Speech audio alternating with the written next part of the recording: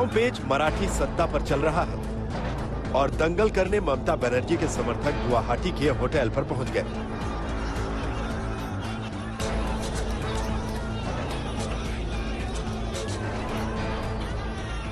इधर पिछले 24 घंटे में महाराष्ट्र में सत्ता संकट की दो सबसे बड़ी तस्वीरें कुछ ऐसी रही हैं। एक तरफ मुख्यमंत्री के आधिकारिक निवास से अपना साजो सामान समेटकर उद्धव ठाकरे न जाने क्यों मातोश्री चले गए। उधर देर रात से सुबह तक गुवाहाटी के होटल में शिवसेना के विधायक पहुंचते रहे।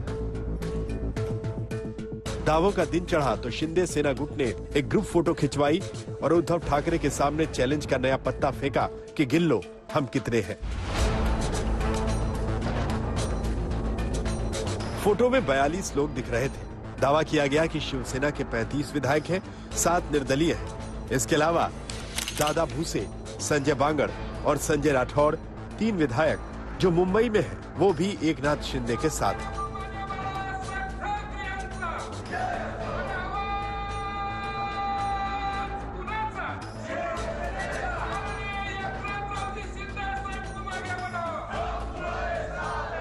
इस हिसाब से नंबर का गणित तो एकनाथ शिंदे के साथ है, क्योंकि उन्होंने 38 विधायकों के समर्थन का दावा कर दिया तो एंटी डिफेक्शन का खतरा भी नहीं रहेगा।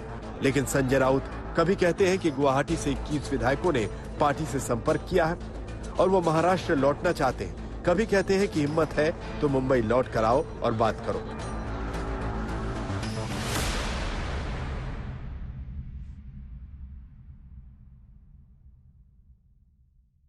इथे बसून पत्रव्यवहार करू नका। इथे मोबाईलवर, व्हॉट्सअपवर किंवा अन्य ट्विटरवर आपण पक्के शिवसैनिक आहात, आपण शिवसैनिक असल्याचं सांगताय।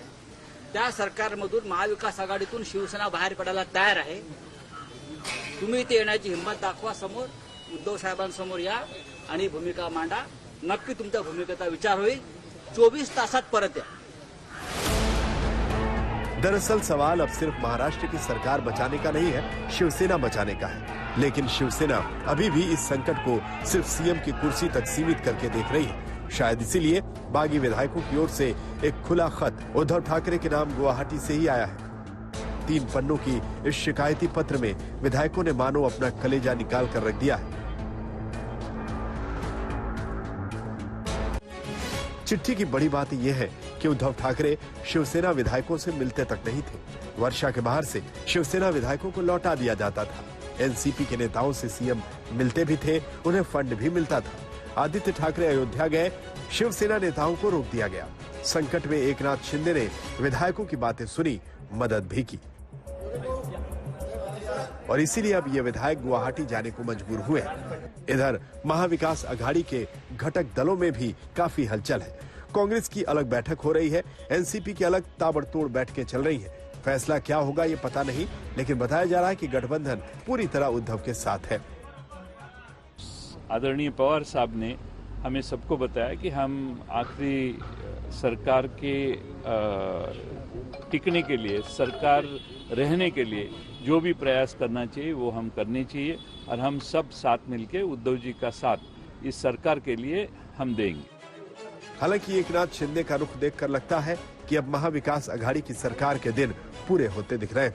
लेकिन लड़ाई आखिर तक लड़ी जाएगी, क्योंकि विधानसभा में स्पीकर है नहीं और एनसीपी के कोटे से डिप्टी स्पीकर बने नरहरी जिरवाल को शक है कि शिंदे समर्थक विधायकों वाली चिट्ठी सच्ची है। एमएलए उनके साथ में हैं। वो है, लेकिन उस साइन में वो देशमुख करके उन्होंने बोला मैं देशमुख, हाँ हम अंग्रेजी से साइन करते हैं और उसमें मराठी है, वो ऐसे बोल रहे हैं और वो साइन करने के लिए यहाँ थे ऐसा बोलते हैं, लेकिन अभी वो घर पे है ऐसे ही बोलते हैं।